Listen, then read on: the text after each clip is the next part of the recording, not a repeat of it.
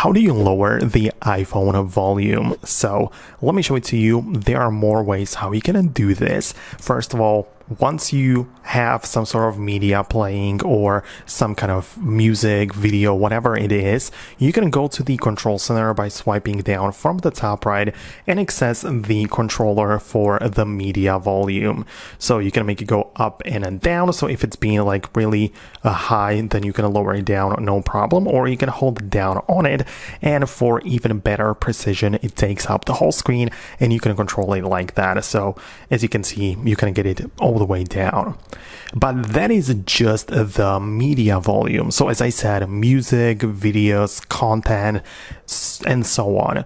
But this doesn't apply to ringtones, alerts, and the ringer volume. This is set differently. When you go to the settings and find the sounds and haptics in here, you can see we have the ringtone and alerts controller for the volume. And as you can see, this is independent of the other one. So this might be set to high while the media volume might be set to 0, right? So these are two separate things. And this, as you can see, applies to things like alarm, ringtones, notifications, and so on. So it depends where exactly you want to lower the volume. If you want to lower it down for these things, of course, go to settings and sounds and lower it down for the ringer, and you can go to the control center to control the volume of the media playback. So that's what I wanted to quickly explain. If you have more questions or thoughts, leave them below, but definitely subscribe so you don't miss the future uploads. For now, that's going to be about it, and I'll see you later.